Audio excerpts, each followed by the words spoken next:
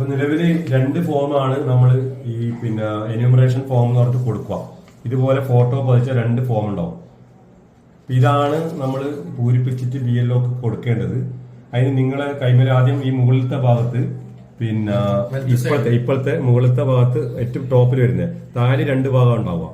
2002 SIRന്റെ വിവരങ്ങൾ എഴുതാൻ വേണ്ടി ഇടതുവശത്തെ ഒരു ഭാഗം, വലതുവശത്തെ ഒരു ഭാഗം. ഏറ്റവും ടോപ്പിലുള്ള ഭാഗം ആദ്യം പൂരിപ്പിക്കുക. ഇപ്പൊ ജനന തീയതി, ആധാർ നമ്പർ ഓപ്ഷൻ ഉണ്ടെങ്കിൽ മതി, മൊബൈൽ നമ്പർ അതിലുണ്ടാവും നിങ്ങളെ പേര്, പിതാവിന്റെ രക്ഷിതാവിന്റെ പേര്, പിതാവിന്റെ രക്ഷിതാവിന്റെ എപ്പിക് നമ്പർ എന്ന് പറഞ്ഞാൽ നമ്മളെ ഇലക്ഷൻ ID കാർഡിന്റെ മുകളിലുള്ള ഒരു നമ്പർ ഉണ്ട്, CSE RE എന്നുള്ള മട്ടി, ആ നമ്പർ എഴുതുക.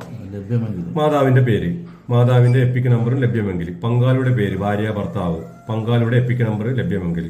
അപ്പൊ ഈ ഡീറ്റെയിൽസ് മുകളിൽ എഴുതിയിട്ട് 2002 വോട്ട് ഉള്ളവരാണെങ്കിൽ, 2002 പട്ടികയിൽ വോട്ട് ഉള്ളവരാണെങ്കിൽ ആ ഡീറ്റെയിൽസ് നമ്മളെ ലിങ്കിലൂടെ കണ്ടെത്തിയിട്ടാണ് ഇവിടെ എഴുതേണ്ടത്. കാരണം ഇതേ വ്യക്തിക്ക് ഈ 2002 ആ പട്ടികയിൽ പേരുണ്ടെങ്കിൽ അതിന്റെ ക്രമ നമ്പർ, അതിന്റെ മണ്ഡലത്തിന്റെ, നമ്മൾ തളിപ്പറമ്പ് വേണമെന്നില്ല, ഇപ്പം കണ്ണൂരാണെങ്കിലും പയ്യന്നൂരാണെങ്കിലും ആ മണ്ഡലത്തിലെ സീരിയൽ നമ്പറും ക്രമ നമ്പറും പാർട്ട് നമ്പറിൽ എഴുതാൻ പറയുന്നത്. ആ ഡീറ്റെയിൽസ് ആണ് അവിടെ എഴുതേണ്ടത്.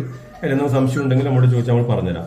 പിന്നെ അതിനുശേഷം റൈറ്റ് സൈഡിലുണ്ട്, ചിലപ്പോൾ ഈ സമയത്ത് ഈ വ്യക്തി ഗൾഫിലായിരിക്കും. ഇപ്പൊ ഈ പറഞ്ഞ വ്യക്തി ഗൾഫിലാണ്, അപ്പൊ അയാൾക്ക് ഈ കോളം പൂരിപ്പിക്കാൻ കഴിയില്ല. കാരണം 2002 ഇവിടെ വോട്ട് ഉണ്ടായിരുന്നില്ല, നാട്ടിലില്ലാത്തതുകൊണ്ട്. അപ്പൊ അങ്ങനെയുള്ളവര് നേരെ റൈറ്റ് സൈഡിൽ ബന്ധുക്കളെ വിവരം, അഥവാ ഈ വ്യക്തിന്റെ ഉപ്പ, ഉമ്മ, ഉപ്പാപ്പ, ഉമ്മാമ എന്നവർക്ക് 2002 ഈ പട്ടികയിൽ വോട്ട് ഉണ്ടായിട്ടുണ്ടാവും. അപ്പൊ ആ ഡീറ്റെയിൽസ് എടുത്തിട്ട് ഈ റൈറ്റ് സൈഡിൽ എഴുതി കഴിഞ്ഞാൽ ബന്ധുവിന്റെ SIRലുള്ള ബന്ധുവിന്റെ ഡീറ്റെയിൽസ് ആയി. അത് പ്രകാരം ഒരു ഡോക്യുമെന്റും കൊടുക്കാതെ തന്നെ ഈ പട്ടികയിൽ ഉൾപ്പെടാൻ പറ്റുന്നതായിരിക്കും. അപ്പൊ ആ രീതിയിൽ കൈകാര്യം ചെയ്യുക. എന്തെങ്കിലും സംശയം ഉണ്ടെങ്കിൽ ചോദിച്ചാൽ മതി. ഏറ്റവും ടോപ്പില് നിങ്ങളുടെ ഡീറ്റെയിൽസ്, ഇടതുവശത്ത് നിങ്ങൾക്ക് 2002 വോട്ട് ഉണ്ടെങ്കിൽ ആ ഡീറ്റെയിൽസ് ആ പട്ടികയിൽ നിന്ന് പരിധി എടുക്കണം. അതിന്റെ ലിങ്ക് ഉണ്ട്, ആ ലിങ്ക് വഴി കണ്ടെത്തണം. BLOന്റെ കയ്യിലുള്ള ഡീറ്റെയിൽസ് BLOയോട് ചോദിച്ചാൽ BLO പറഞ്ഞു തരും, BLO സഹായിക്കും. ഈ റൈറ്റ് സൈഡിൽ നമ്മുടെ വലതുവശത്ത് ഈ ഇടതുവശത്ത് ഇല്ലാത്തവർക്ക് ബന്ധുക്കളുടെ ഡീറ്റെയിൽസ് എഴുതാം, ഉള്ളവർക്ക് ബന്ധുക്കളുടെ ഡീറ്റെയിൽസ് എഴുതിയാൽ പ്രശ്നമില്ല.